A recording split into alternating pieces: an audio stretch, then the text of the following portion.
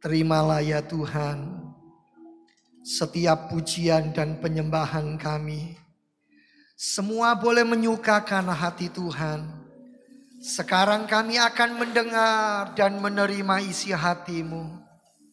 Sebagaimana pujian yang kami perdengarkan, yang kami kumandangkan, kami sungguh mengalami, kami sungguh merasakan, dan kami menikmati kasih Tuhan, kemurahan Tuhan, kebajikan Tuhan yang begitu dahsyat dan luar biasa di dalam kehidupan kami.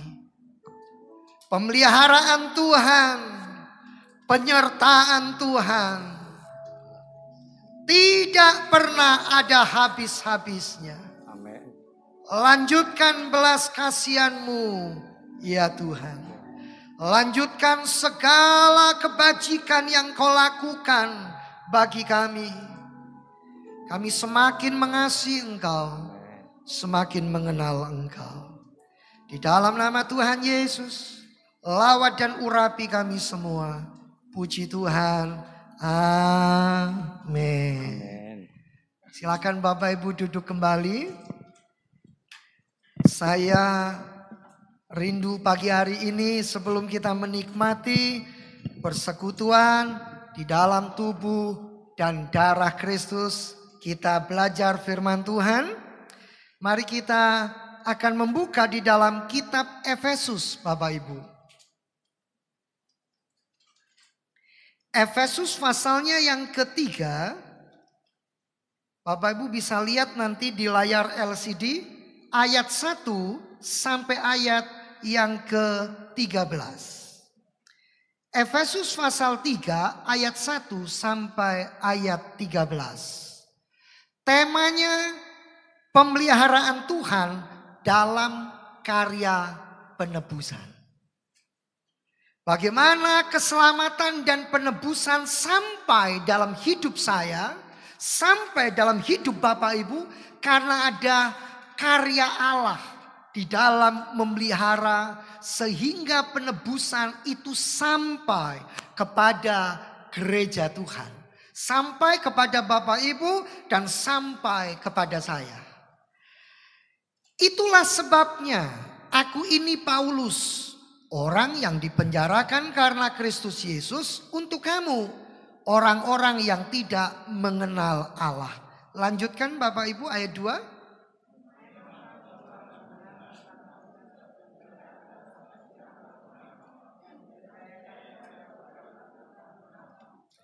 Yaitu bagaimana rahasianya dinyatakan kepadaku dengan wahyu seperti yang telah kutulis di atas dengan singkat.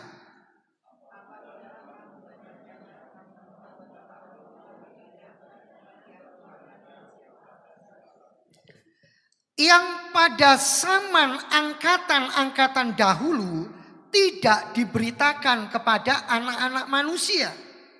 Tetapi yang sekarang dinyatakan di dalam roh kepada rasul-rasul dan nabi-nabinya yang kudus.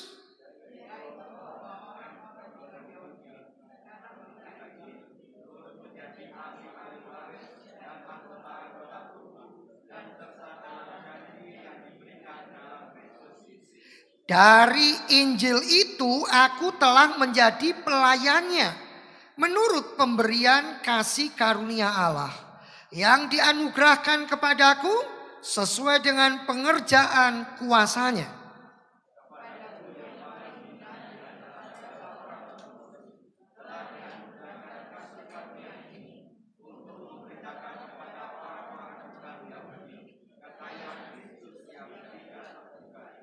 Dan untuk menyatakan apa isinya, tugas penyelenggaraan rahasia yang telah berabad-abad tersembunyi dalam Allah yang menciptakan segala sesuatu.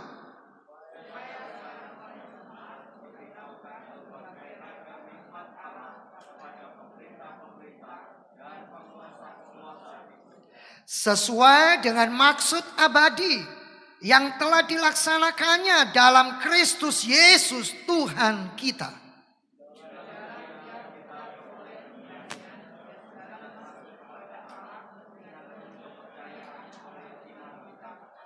Sebab itu aku minta kepadamu supaya kamu jangan tawar hati melihat kesesakanku karena kamu.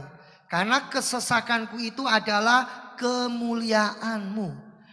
Bapak Ibu yang saya hormati, konsep bangsa Yahudi sebagai umat pilihan Allah itu menyebabkan mereka tidak dapat menerima kalau orang-orang non-Yahudi juga diselamatkan. Itu hak eksekutif mereka sebagai umat pilihan Allah untuk mengalami dan menerima keselamatan. Jadi non-Yahudi tidak akan pernah mendapat keselamatan.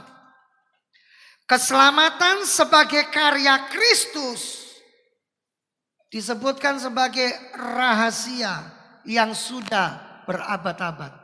Tersembunyi. Ya, bahkan di dalam ayat yang kelima dikatakan yang pada zaman angkatan-angkatan dahulu tidak diberitakan kepada anak-anak manusia. Mereka tercengkram dan terkungkung di dalam sebuah konsep paradigma pengertian keselamatan hanya terbatas untuk mereka. Keselamatan sebagai karya Kristus yang disebutkan sebagai rahasia telah berabad-abad tersembunyi. Dalam ayat 2 disebutkan, memang kamu telah mendengar tentang tugas penyelenggaraan kasih karunia Allah yang dipercayakan kepadaku karena kamu. Tugas penyelenggaraan kasih karunia Allah. Keselamatan itu yang harusnya diberitakan adalah kasih karunia Allah. Bapak Ibu, penyelenggaraan kasih karunia Allah ini bukan hanya bagi orang Yahudi, melainkan bagi orang non-Yahudi juga. Siapa? Bapak Ibu dan saya. Siapa? Segala bangsa, segala macam etnis, segala suku bangsa harus mengalami dan menerima itu. Jelas dalam ayat yang ke-6 sampai yang ke-8 yang tadi kita baca. Dikatakan yaitu bahwa orang-orang bukan Yahudi, ayat 6, karena berita Injil harus turut mengalami segala yang diberikan, yang dijanjikan oleh Yesus Kristus. Yang saya mau sampaikan Bapak Ibu, ketika karya penebusan ini menjadi sebuah rahasia yang tersimpan, yang tersembunyi berabad-abad lamanya, bagaimana bisa sampai kepada gereja Tuhan hari ini? Sehingga Bapak Ibu dan saya ada di tempat ini yang harusnya kita dimurkai, yang harusnya kita mati, yang harusnya kita tinggal di dalam dosa, kita mengalami penebusan Allah. Itu karena ada providensia Allah.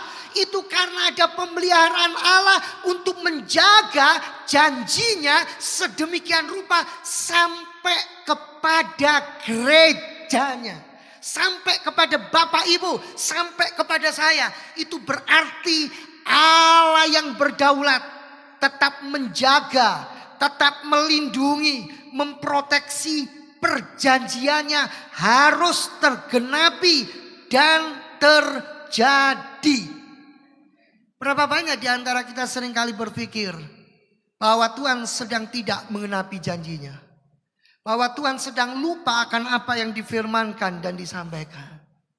Mari Bapak Ibu, pagi hari ini sebelum menikmati persekutuan dalam tubuh dan darahnya, saya ingin mengingatkan setiap kita bahwa Allah mengikatkan dirinya untuk tidak boleh mengingkari setiap janji yang sudah disampaikan. Dan Rasul Paulus yang menulis 2/3 dari seluruh kitab perjanjian baru, dia berkata, dia harus menyampaikan ini untuk Bapak Ibu dan saya dan untuk gereja Tuhan, bahwa kita mendapat hak mengalami keselamatan dari Tuhan. Kasih karunia Allah yang dipercayakan kepada Paulus itu meliputi dua hal. Saudara, sebelum saya melanjutkan ini, saya mau menyampaikan apa sih kebutuhan yang paling besar dalam sejarah kehidupan manusia yang selalu dicari, dinantikan dan ditunggu-tunggu, tapi banyak manusia yang tidak menyadarinya. Ada yang berkata, uang memang bukan segala-galanya, tetapi segala-galanya butuh uang. Betul? Saudara nggak bisa pergi ke toko kalau saudara tidak bawa uang. Saudara nggak bisa dapat apa yang saudara akan beli kalau saudara tidak punya uang untuk membayarnya. Saya coba membayangkan, andai kata daun-daun dari pohon-pohon yang ada di seluruh dunia ini bisa menjadi uang.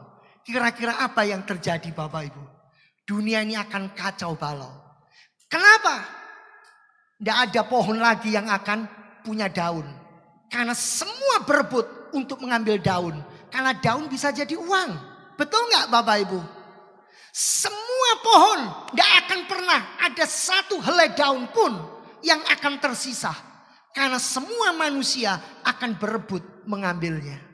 Kalau sudah itu yang terjadi, pasti nggak ada orang yang mau bekerja dengan susah dan sulit. Semua punya uang, semua punya duit. Dunia akan kacau balau. Tapi Tuhan yang sempurna sudah punya pengaturannya.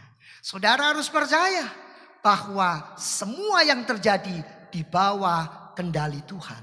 Di bawah kontrol dari Tuhan. Jemaat yang dikasihi Tuhan. Apa kebutuhan yang terbesar? Pendidikan? Apa kebutuhan yang terbesar? Kebutuhan hidup? Tidak ada yang bisa mengalahkan kebutuhan yang paling esensi dan hakiki, yaitu keselamatan. Saudara susah, saudara menderita di dunia itu sementara. Tapi kalau tidak selamat, itu kekal. Dalam neraka kekal, dalam sorga juga kekal. Gak ada yang lebih hebat daripada itu. Kecuali keselamatan. Dan Allah menjaga sedemikian rupa sampai keselamatan itu tiba pada saya. Kalau saya ingat masa lalu hidup saya, keberadaan keluarga saya, masa kecil saya merenung kok bisa keselamatan itu sampai akhirnya kepada saya. Saya ingat masa kecil yang begitu nakal. Gak mau belajar. Sukanya main. Tapi pengennya nanti kalau menikah dapat istri yang pinter. Itu kan sudah maunya sendiri Bapak Ibu. Sekolah suka bolos. Anak-anak dengar jangan ada yang suka bolos ya. Itu dulu saya. Ya. Kelihatannya berangkat sekolah. Tapi duduk di pos gardu. Pos satpam, gak berangkat ke sekolah, nakal, kok bisa mengalami keselamatan? Ada tangan yang menjaga dan memelihara itu supaya sampai kepada orang yang tepat. Berapa banyak saudara punya masa lalu yang kelam? Berapa banyak saudara punya keyakinan-keyakinan kehidupan masa lalu yang percaya primbon ya, percaya perdukunan ya, percaya ramalan-ramalan, percaya dengan segala macam yang bersifat adat budaya yang mengikat saudara. Tapi hari ini saudara dilepaskan, saudara mengalami penebusan Tuhan. Itu karena ada tangan yang menjaga sehingga penebusan keselamatan sampai kepadamu. Saudara, keselamatan adalah yang paling dibutuhkan. Dan keselamatan itu adalah kasih karunia yang saudara tidak layak menerimanya, tapi Tuhan memberikannya untuk saudara dan untuk saya. Amin Bapak Ibu. Kita lihat kasih karunia Allah yang dipercayakan kepada Paulus itu apa? Dua hal Bapak Ibu. Ada dua hal yang adalah kasih karunia Allah dan itu dipercayakan kepada Paulus. Dan dua hal ini dipercayakan kepada Bapak Ibu dan saya. Apa dua hal itu? Yang ada di dalam lingkup kasih karunia Allah. Yang pertama kita lihat ayat 2 dan 3. Ayat 2 dan 3. Memang kamu telah mendengar tentang tugas penyelenggaraan kasih karunia Allah yang dipercayakan kepadaku karena kamu. Yaitu bagaimana rahasianya dinyatakan kepadaku dengan wahyu. Seperti yang telah kutulis di atas dengan singkat. Yang pertama kasih karunia Allah dipercayakan kepada Paulus dalam bentuk wahyu tentang rahasia Allah. Yang kedua, kasih karunia Allah dipercayakan kepada Paulus dalam bentuk pelayanan pekabaran Injil kepada orang-orang non-Yahudi. Ayat 7 sampai 8. Ya. Dan Injil itu, dari Injil itu aku telah menjadi pelayannya. Menurut pemberian kasih karunia Allah yang dianugerahkan kepadaku sesuai dengan pengerjaan kuasanya. Kepadaku yang paling hina di antara segala orang kudus telah dianugerahkan kasih karunia ini untuk memberitakan kepada orang-orang bukan Yahudi kekayaan Kristus yang tidak terduga itu. Saudara, yang pertama, kasih karunia Allah dipercayakan kepada Paulus dalam bentuk wahyu tentang rahasia Allah. Keselamatan adalah rahasia Allah yang sekarang bukan lagi sebuah rahasia. Karena apa? Sudah dinyatakan untuk saudara dan saya. Saudara tidak bisa lagi berkata siapakah aku Tuhan. Yang jelas engkau adalah biji mata Tuhan. Yang jelas engkau dikasih oleh Allah dengan segala keterbatasan. Dengan segala keberadaanmu. Tuhan membuat engkau dan saya menjadi berharga di matanya. Karena itu jangan pernah berpikir hidup ini tidak berarti. Jangan pernah berpikir karena sakitku gak sembuh-sembuh. Allah itu tidak peduli kepadaku. Hanya karena saudara kontrak sana kontrak sini. Saudara berpikir kenapa Tuhan tidak menyediakan yang terbaik bagiku. Yang terbaik adalah keselamatanmu.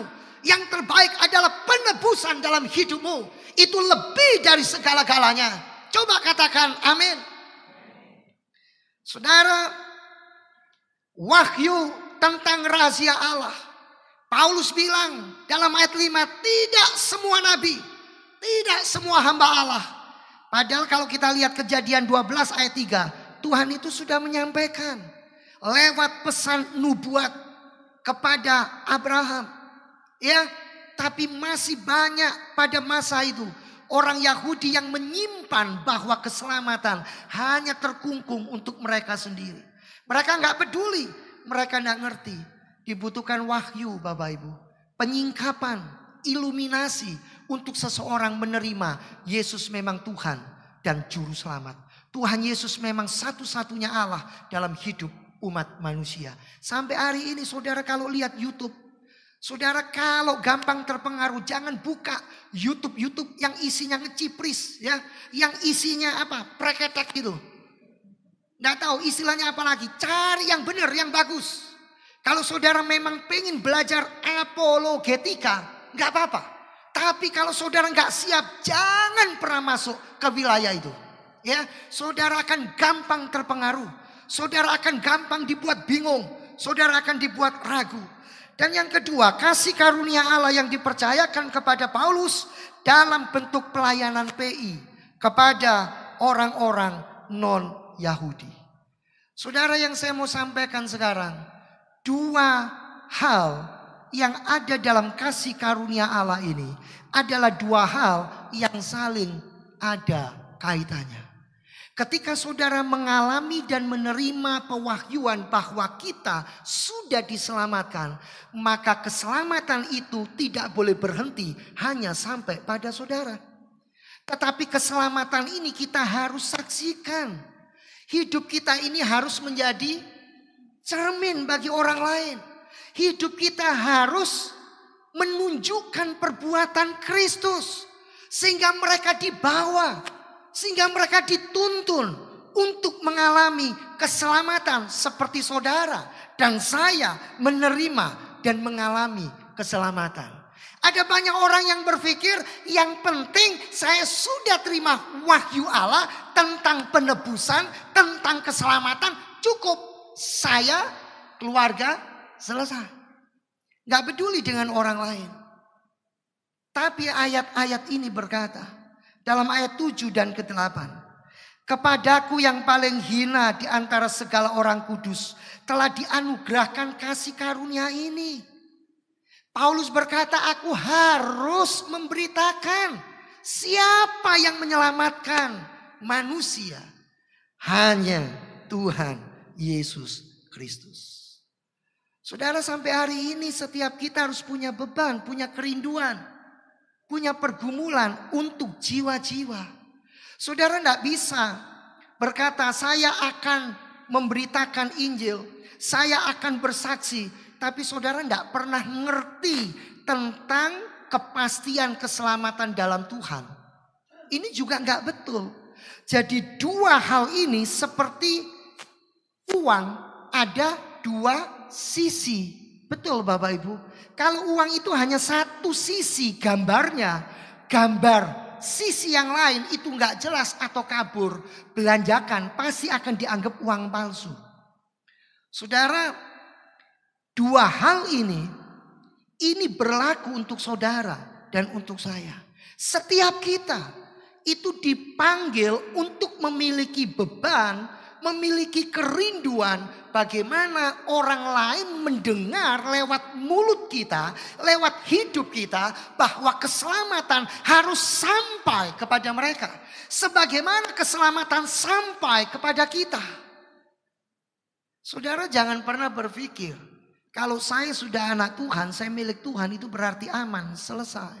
Tidak Bapak Ibu, ada sebuah tanggung jawab yang masih kita miliki dan itu merupakan sesuatu yang menyertai karya keselamatan yang kita sudah terima.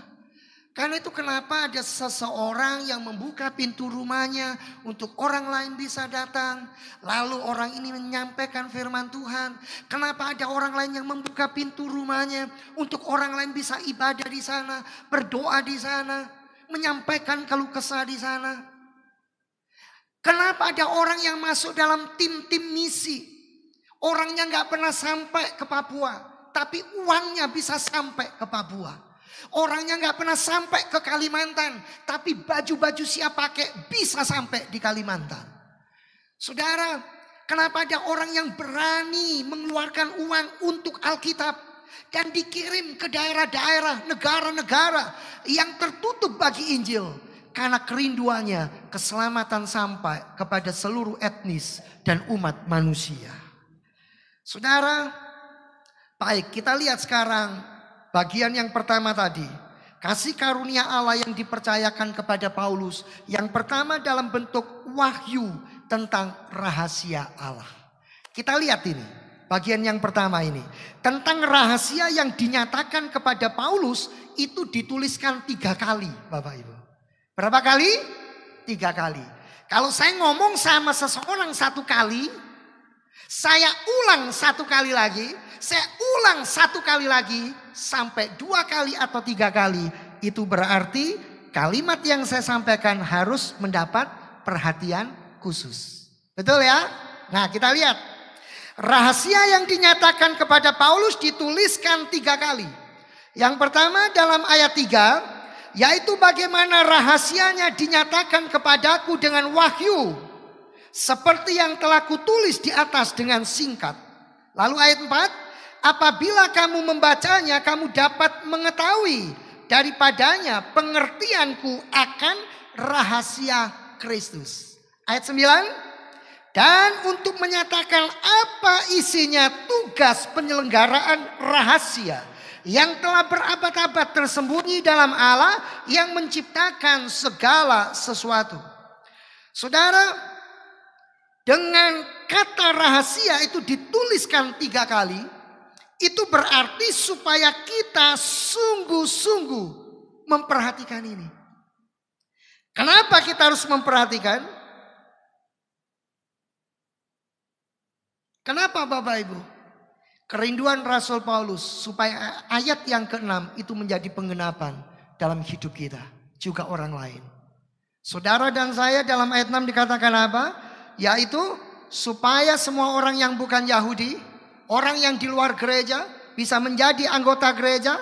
Dan yang terpenting orang-orang bukan Yahudi karena berita Injil yang Paulus sampaikan, yang Bapak Ibu sampaikan, ya, itu akan membuat dan menyebabkan orang lain menjadi ahli waris kerajaan sorga.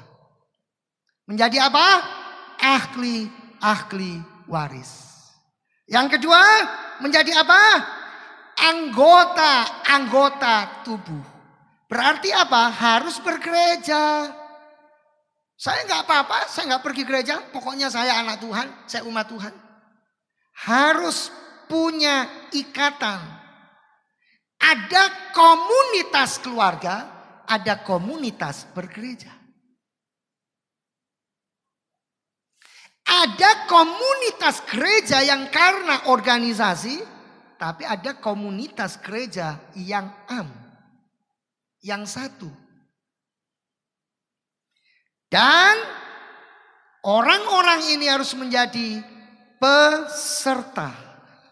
Peserta yang menikmati janji Tuhan. Artinya apa? Hidup sungguh-sungguh. Ngikut sungguh-sungguh. Gak cuma ya sudah pokoknya minggu ke gereja. Setelah itu hari Senin sampai Sabtu hidupnya kacau. Hidupnya amburadul. Gak pernah ngerti isi Alkitab. Gak mengenal Allah. Ya kalau minggu saja saya kenal Tuhan. Tapi Senin sampai Sabtu ke dukun juga iya. Percaya paranormal juga. Ya kenapa enggak? Kalau memang itu ternyata terjadi kok yang disampaikan. Aneh. Ya Rex ya. Nggak boleh seperti itu. Ya nggak ada di sini, yang ada di sana. Di sana banyak, di sini nggak ada. Amin.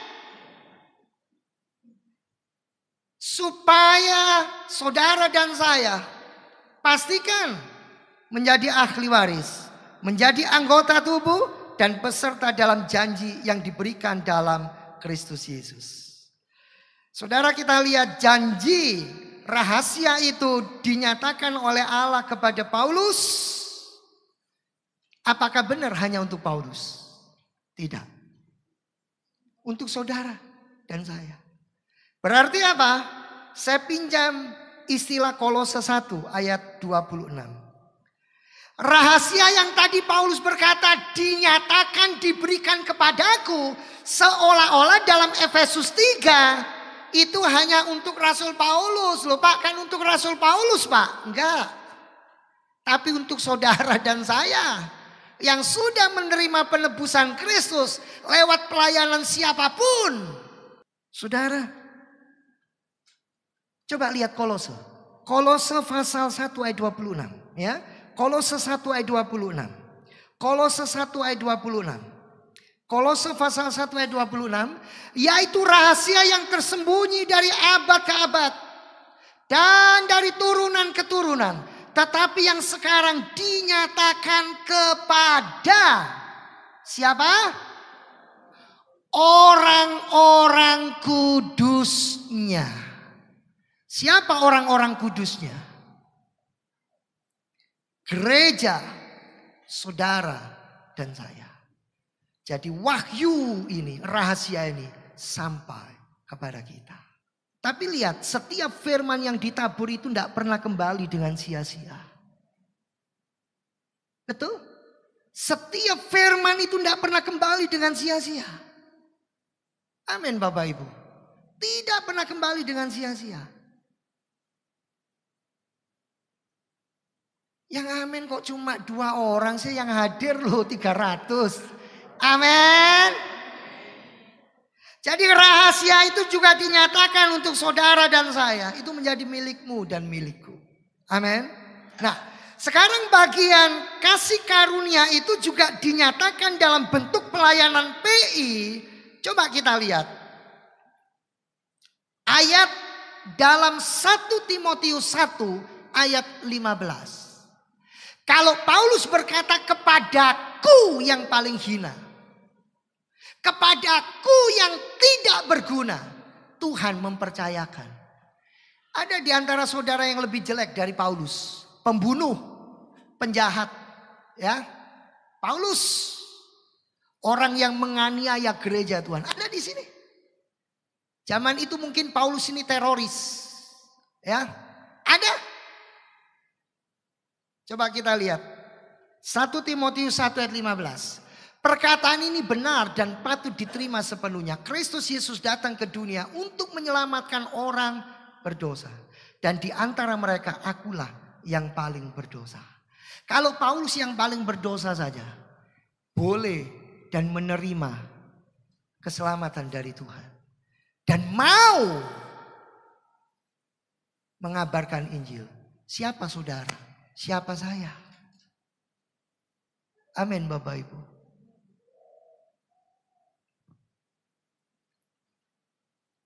Mari setiap kita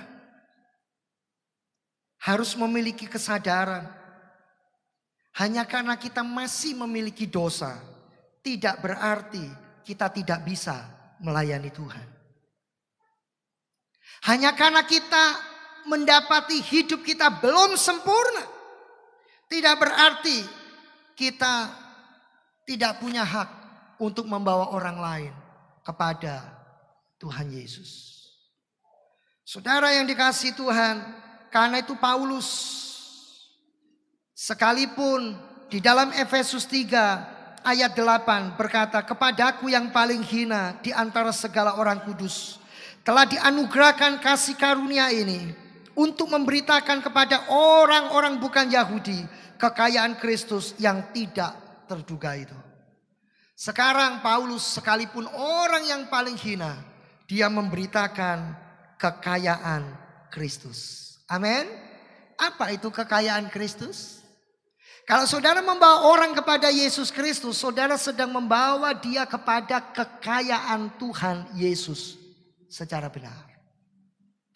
Kekayaan Kristus itu berarti segala yang tersedia di dalam peristiwa kematian, kebangkitan, kenaikannya, kehidupannya itu harus menjadi milik kita. Amin, jemaat yang dikasihi Tuhan. Ini yang dilakukan oleh Paulus. Di satu sisi dia mengakui setiap kali aku ingin berbuat yang baik, aku tahu ini yang baik, tapi yang aku kerjakan yang tidak baik. Aku tahu berdoa itu rohani, setiap kali ingin berdoa malah ngantuk dan gak bisa berdoa. Aku tahu baca Alkitab itu baik dan Alkitabiah, tapi setiap kali ingin membaca selalu ngantuk. Sinetron lebih menarik daripada Alkitab, apalagi 1 Tawarik. Ya. Apalagi 2 Tawarik, sama membuat ngantuk. Saudara, Paulus sekalipun dia mengakui sebagai orang yang paling hina, dia mengakui dia punya proses dalam kehidupan, tapi dia tidak pernah untuk tidak menyampaikan kekayaan Kristus. Saudara yang hadir ini semua adalah orang yang miskin atau orang yang kaya. Kita ini memiliki kekayaan Kristus, Bapak Ibu. Saya bukan bicara uang, saya bukan bicara duit, tetapi kekayaan Kristus itu harta yang tersembunyi di dalam bejana hidup kita, yang orang lain tidak memilikinya. Orang di luar Kristus tidak mempunyainya. Saudara, ini fakta, ini kebenaran Allah yang harus kita miliki di dalam kehidupan kita. Lalu Paulus apakah hanya menyampaikan tentang kekayaan Kristus lalu selesai? Coba lihat di dalam ayat 9. Dan untuk menyatakan apa isinya tugas penyelenggaraan rahasia yang telah berabad-abad tersembunyi dalam Allah yang menciptakan segala sesuatu. Sekarang Paulus tidak hanya memberitakan kekayaan Kristus, tetapi dia sungguh-sungguh menyatakan rahasia. Menyatakan rahasia supaya umat mengenal Allah. Menyatakan rahasia itu berarti membawa kita bisa hidup di dalam terang Allah. Saya pinjam istilah ini di dalam Kisah Para Rasul pasal 26 ayat 17 sampai 18. Mari kita lihat. Karena itu Bapak Ibu, biarlah hidup kita menerangi orang lain yang masih tinggal di dalam kegelapan. Ya, kita lihat Kisah Para Rasul 26 ayat 17 sampai 18. Aku akan mengasingkan engkau dari bangsa ini dan dari bangsa-bangsa lain, dan aku akan mengutus engkau kepada mereka untuk membuka mata mereka supaya mereka berbalik dari kegelapan kepada terang dan dari kuasa iblis kepada Allah, supaya mereka oleh iman mereka kepadaku memperoleh pengampunan dosa dan mendapat bagian dalam apa yang ditentukan untuk orang-orang yang dikuduskan. Amin. Ini penting Bapak Ibu. Saudara harus membawa orang berbalik dari kegelapan kepada terang dan dari kuasa iblis kepada Allah. Yang saya mau sampaikan ini Bapak Ibu, membuka mata mereka. Saudara ini punya mata hati, mata rohani. Kalau saudara ketemu seseorang, saudara harus tahu. Saudara harus ngerti. Amin. Saudara harus bawa orang-orang yang tercengkram iblis itu. Saya mau kasih tahu ya. Kalau saudara dengar firman, itu selalu ngantuk. Ya, saya bukan ngomong karena diabetes loh ya. Tapi itu jasmani. Itu wajar. Tapi secara rohani itu berarti ada kutuk dalam hidup Bapak Ibu. Saudara tidak sadar, itu di dalam hidup kita itu seperti ada spirit yang menolak kebenaran Allah.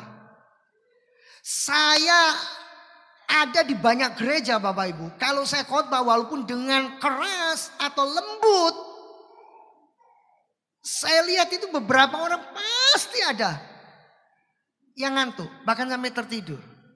Itu secara spiritual itu berarti ada sesuatu dalam hidup orang itu. Ada spirit yang menolak kebenaran Allah. Saudara lihat pelayanan Rasul Paulus di dalam Alkitab. Disertai dengan tanda ajaib. Berapa banyak orang yang dirasuk setan itu dilepaskan. Amin. Bagaimana saudara melepaskan orang lain kalau saudara nggak pernah menyerahkan apa yang menjadi ikatanmu? Amin Bapak Ibu. Coba lihat bagaimana Allah menjaga, memelihara keselamatan yang adalah sebuah misteri yang dalam perjanjian lama orang saja banyak yang nggak ngerti. Tapi hari ini sampai kepada Bapak Ibu, sampai kepada saya. Itu berarti ada tangan yang menjaga dan memelihara. Enak nggak dipelihara sama Tuhan? Seneng nggak Bapak Ibu? Hah? Dipelihara berarti hidupnya dicukupi. Dipelihara berarti hidupnya dijaga. Amin. Seneng ya? Itu baru satu sisi. Ternyata di dalam pemeliharaan Allah itu juga berlaku yang namanya kedaulatan Allah. Apa kedaulatan Allah? Saudara jangan cuma memandang, oh iya Allah memelihara keselamatan sampai kepada saya. Berarti saya sebagai anak Tuhan itu harus hidup selalu enak, selalu baik, selalu nyaman. Tunggu dulu. Masih ada satu bagian yang saya harus sampaikan lagi. Apa? Ayat 1. Coba lihat Efesus 3 ayat 1. Bicara Allah memelihara bukan berarti saudara tidak punya tantangan hidup. Bahkan yang lebih parah, Paulus mengalami ini di dalam pengetahuan Allah Bapak Ibu. Kalau Bapak Ibu tanya, Pak kenapa itu pendeta matinya terbakar? Pak itu pendeta waktu gereja diresolusi kenapa akhirnya mati? Apa berarti Allah tidak mengasihi dia? Apa berarti Allah tidak memelihara dia? Tunggu dulu. Ukurannya bukan dia masih hidup atau akhirnya mati. Itu Petrus mati dengan kepala di bawah. Disalib terbalik.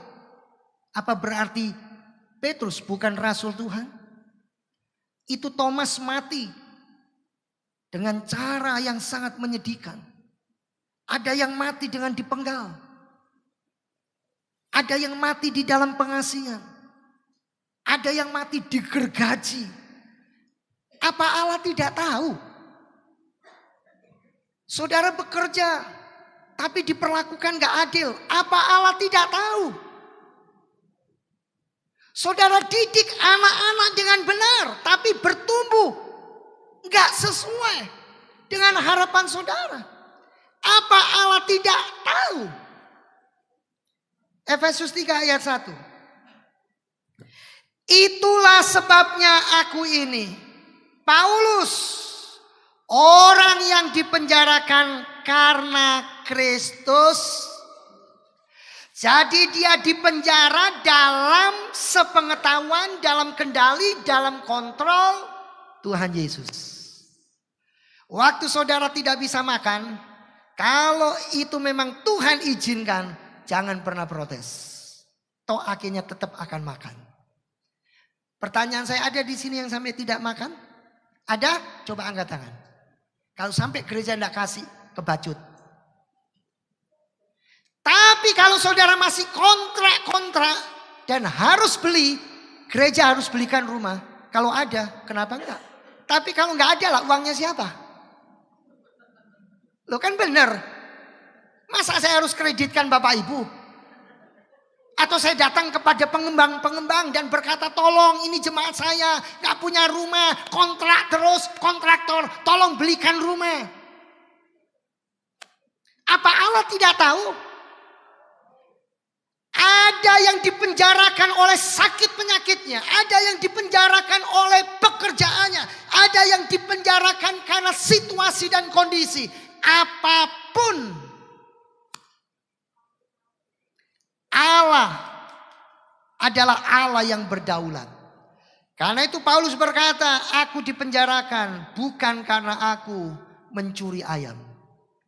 Aku dipenjarakan bukan karena aku melakukan kejahatan-kejahatan yang lain. Tapi aku dipenjarakan karena Kristus. Apa yang memenjarakan saudara hari-hari ini? Apapun situasimu, tekanan hidupmu, selama saudara tahu ini tetap di dalam kontrol dan kedaulatan Tuhan. Mari kita bangkit berdiri Bapak Ibu. Saya tidak perpanjang lebarkan firman Tuhan. Tapi saya ingin sampaikan di dalam karya penebusan Allah, saudara harus melihat semuanya secara utuh, secara menyeluruh, supaya saudara menjadi anak Tuhan, bukan anak Tuhan yang gampangan, ya. Nanti ada pemberitaan begini, Bapak Ibu ikut. Nanti ada pemberitaan begini, Bapak Ibu ikut. Akhirnya enggak lagi sesuai dengan firman Tuhan. Alkitab ini Bapak Ibu bagi sebagian orang katanya sudah disampaikan utuh. Tapi ternyata juga enggak utuh. Kenapa? Sebagian orang berkata mujizat selesai. Tapi saya percaya Alkitab ini dan Allah yang tidak pernah berubah adalah Allah yang masih mengerjakan mujizat. Jadi pelajari Alkitab dengan utuh. Yang satu bilang anak Tuhan itu harus menderita, harus mengalami salib. Yang satu berkata enggak, harus kaya raya. Yang betul yang mana? Kalau Tuhan kasih dan izinkan saudara kaya, puji Tuhan. Tapi kelola itu untuk kerajaan Allah. Amen. Tapi kalau Tuhan izinkan saudara kekurangan dan miskin, jangan hidup miskin di dalam dosa. Percayalah, Tuhan juga akan menolong saudara. Amin.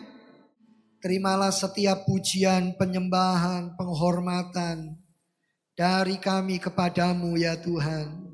Sebentar kami meninggalkan gereja ini.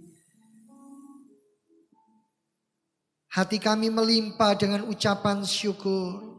Tuhan akan mempertemukan kami di minggu-minggu mendatang dengan hati yang penuh sukacita dan kebahagiaan. firman yang kami dengar, persembahan yang kami berikan, Tuhan Engkau memperhitungkan semuanya. Dan biarlah anak-anak-Mu dengan jerih lelah, dengan semua yang mereka kerjakan dan lakukan, Tuhan sudah menyatakan kebajikannya. Tuhan menyatakan berkat dan kemurahannya. Bapa, terima kasih. Biarlah semua boleh menyukakan hati Tuhan. Kami mendoakan saudara-saudara kami yang berulang tahun di sepanjang bulan Juli. Semua boleh diberkati, boleh bertumbuh, boleh setia, boleh sungguh-sungguh kepada Tuhan. Kami percaya segala yang terbaik yang Tuhan sudah berikan dan sediakan bagi kami. Kami sungguh bersyukur atas semuanya. Lanjutkan karya-Mu, lanjutkan belas kasihan-Mu. Kami berdoa buat jemaat yang tidak bisa hadir. Dimanapun mereka berada, Tuhan menolong dan memberkati. Kami serahkan kami semua yang sudah hadir, penata layanan semua diberkati. Kami boleh bersyukur, kami boleh melihat kemuliaan dan kedahsyatan Tuhan. Bapa, terima kasih. Terima kasih buat semua yang terbaik yang Tuhan kerjakan dalam hidup kami. Kami mendoakan bangsa dan negara kami. Kami rindu Indonesia penuh kemuliaan Tuhan. Berkat Tuhan melimpah atas presiden dan wakilnya. Juga untuk jajaran menteri, TNI, Polri. Seluruh rakyat Indonesia boleh mengalami damai, sejahtera, sukacita Tuhan. Kami juga menyerahkan rencana retreat tanggal 15-16 September. Semua berjalan lancar, baik. Tuhan dipermuliakan. Kami sekarang juga berdoa menyerahkan semua partner-partner pelayanan. Dimanapun beliau berada, Tuhan menjamah, menolong, memberkati. Tuhan membukakan jalan, menyatakan yang terbaik. Di dalam nama Tuhan Yesus Kristus. Terima kasih Bapa. Terima kasih Tuhan. Terima kasih buat segala kemurahan dan pertolongan-Mu. Sidang jemaat yang dikasihi Tuhan, angkatlah kedua belah tangan-Mu. Serahkan sekarang semuanya kepada Tuhan. Percayalah Tuhan akan memimpin dan memberkati engkau. Pulanglah, terimalah berkat-Nya. Biarlah berkat Allah Bapa, cinta kasih, kemurahan Tuhan Yesus Kristus di dalam persekutuan Allah Roh Kudus akan memimpin hidupmu sekarang bahkan sampai selama-lamanya. Pulanglah, terimalah berkat-Nya. Puji Tuhan dalam nama Tuhan Yesus Kristus. Amin.